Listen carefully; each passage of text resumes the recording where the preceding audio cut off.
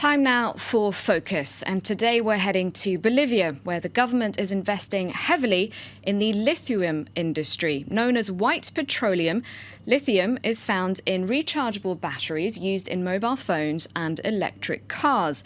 With demand for electric cars growing, President Evo Morales says lithium is the key to his poor country's economic prosperity.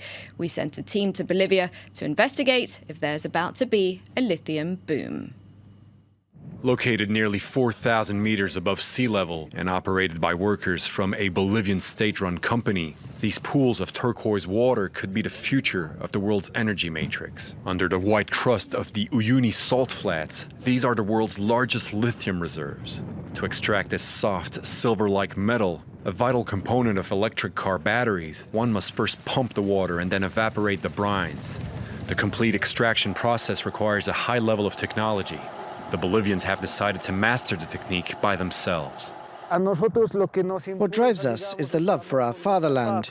We want to do this ourselves. Everything here is Bolivian technology. We have learnt everything from scratch, but little by little we are achieving something. We are on the right path. I believe that in a few more years we'll be able to have the final product ready to compete with top corporations. A plant producing lithium carbonate is located not far from these pools. This is not a very large facility, but workers here have high hopes for the future. Their motivation was boosted recently by an announcement by US electric car maker Tesla. Starting 2020, the company intends to build 500,000 lithium battery electric cars every year. A more open lithium market, with ore demand for batteries and electric cars, is pushing it much further. And we know that there is genuine demand for this product. The Uyuni Desert, the world's largest salt flats, are a wonder of nature, attracting some 100,000 tourists a year.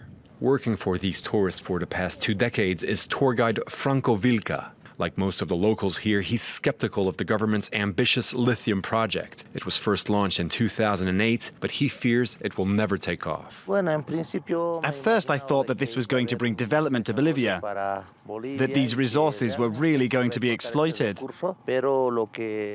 But I'm afraid this was just a promise. There's been a lot of political propaganda surrounding this project, but up until now there have been practically no tangible benefits for our region. Bolivia's economy is driven by exports of raw natural resources, natural gas, minerals, wood, things with little to no added value. Authorities refuse to do the same with lithium. They want the product extracted and refined on Bolivian soil. For this, the country has been seeking partnership with multinational companies, but negotiations have failed. Last April, President Morales said Bolivia will continue alone in its endeavor. We are going to continue with a policy of recovering, nationalizing our resources, but we also need to take another important step, which is industrialization. Soon we'll have the world's biggest lithium industry here in Bolivia. Bolivia will also set the global price for lithium batteries. So we either belong to the people or to the empire. These are the two paths. Bolivia's goal is to produce 30,000 tons of lithium carbonate by 2019. That's the equivalent of today's lithium production for the entire planet. The Andean country also wants to build its own batteries. But for lithium technology expert Juan Carlos Zuleta, this objective is unrealistic. He laments the government's current strategy. It's curious that with the topic we know less, non-traditional mining, the government decides to use its insufficient and little developed human resources. I think these have been 8 years of failed experimentation. It would have been better to set the rules of a deal with some top technology provider.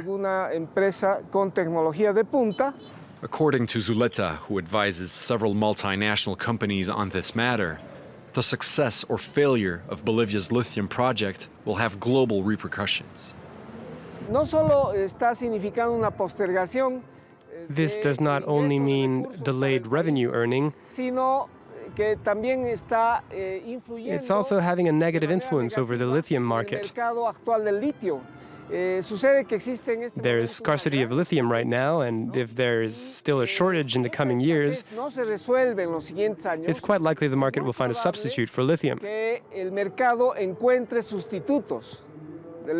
While a ton of lithium carbonate currently trades at some 11,000 euros, the world's market could top 40 billion euros by 2022. If Bolivia, one of the world's poorest countries, finds a way to harness this potential wealth, it could be a game changer for its economy.